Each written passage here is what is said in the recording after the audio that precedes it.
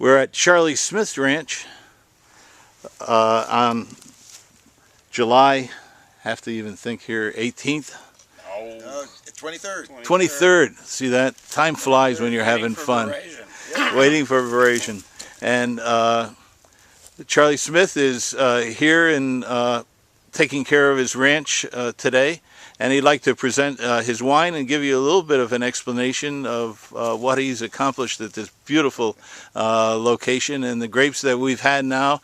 This will be, what, the third or fourth year that we've been getting the grapes? I think the fourth year. Fourth year. And also like to bring to your attention that this is the ranch going forward will be known as the Charlie Smith Vineyard.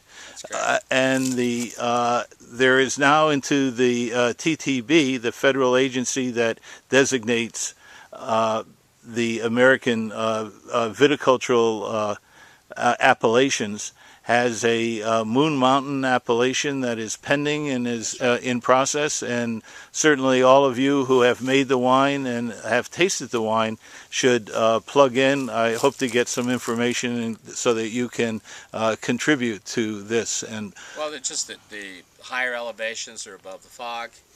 No fog today, and this morning anyway. And the soil up here is quite rocky. Red volcanic loam, and it therefore supports making great wine.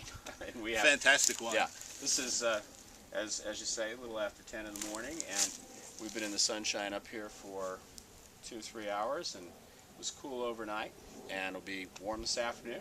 Absolutely perfect for growing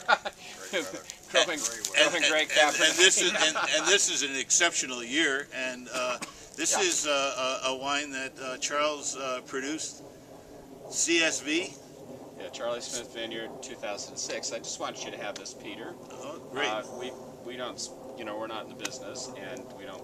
This is just what we make for our own use and to, promote our vineyard. And so I think you'll love it, and you should write a commentary up about it so all of your home winemakers have something to shoot for.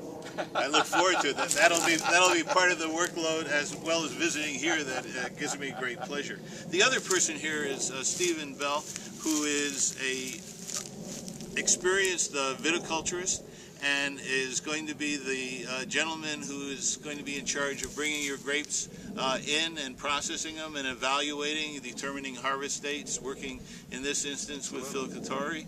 Yep. And maybe you could just tell us a little bit about your background. I know you worked Beringer's Vineyard, and you have your own vineyards too. Yeah, I have vineyards over in the Russian River Valley. I have just an acre and a half. I do consulting also. I have Growing Excellence Viticulture, which I do also. I've been in the wine industry since 1977. Worked first as a mechanic in the field for Charles Krug during the fun times of Peter Mondavi and Robert Mondavi when they were at each other's throats. And then afterwards I went and worked for Freemark Abbey for 12 years managing their vineyards in what's now Frog's Leap area, the Red Barn Ranch and Rutherford Bench. Did that for 12 years, and that was great fun because they were a great place to work. Made some exceptional wines, and after which, for 19 years, I worked up Knights Valley managing the Beringer vineyards for about 600 acres of Cabernet, a lot of Bordeaux vineyards, and a little bit of Sauvignon Blanc and Semillon, and I did that for 19 years. Wow, that's a long time. Yep. And yeah, and it was great fun. I love this country. I love growing great grapes, and it's my passion. And this is his first time at this vineyard. And That's what's your professional opinion coming up here on top of the mountain? Well, I think you heard me when I looked around. I went, "Wow, this is beautiful up here. Yeah, Absolutely this gorgeous." is special I'm looking at the clusters on the Cabernet over there, and they're nice and loose and open, and very small berries, medium berries rather. And it looks like it's going to be I'm really excited about this year, especially over the last 2 years we've had. Yeah, well, this will be 2006, which I just gave, was a great year. Yeah. Right. And then we had some years where it was a lot tougher to make good wine. And this year should just be a truly wonderful year. We had rain in the spring, ground was exactly wet enough, the cover crop grew. It's all gone now, it's all mowed and plowed in. But the cover crop grew, and then the vines just took off when the first warm weather came. We had no rain or any bad weather at bloom. Yeah. and then it's been just warm days and cool nights since then, and nothing too hot, and certainly nothing too cool. So it was just absolutely perfect. And even last year, which was the worst Cabernet harvest that I've experienced in '72, was really quite good from this vineyard, especially compared to some of our Napa Valley grapes that never really still had a little green touch, which I hope will come out with aging. But the maturity here was exceptional given the year and the conditions that took place. So in a great year, we just can't help but be excited. Even in a poor year, this vineyard does well. Well, I was told by a number of people that the fruit that we had last year, and which you had, is some of the best they had seen for the year anywhere. So absolutely, I was quite surprised. It was unsolicited comments from people who were paying me. So normally you expect them to be critical.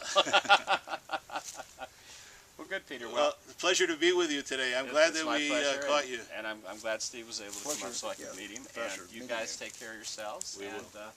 Feel free to look around, take pictures, and enjoy the beautiful day. Thank you. Enjoy this wine. I will, for Don't sure. put it on a shelf. Drink it. I won't.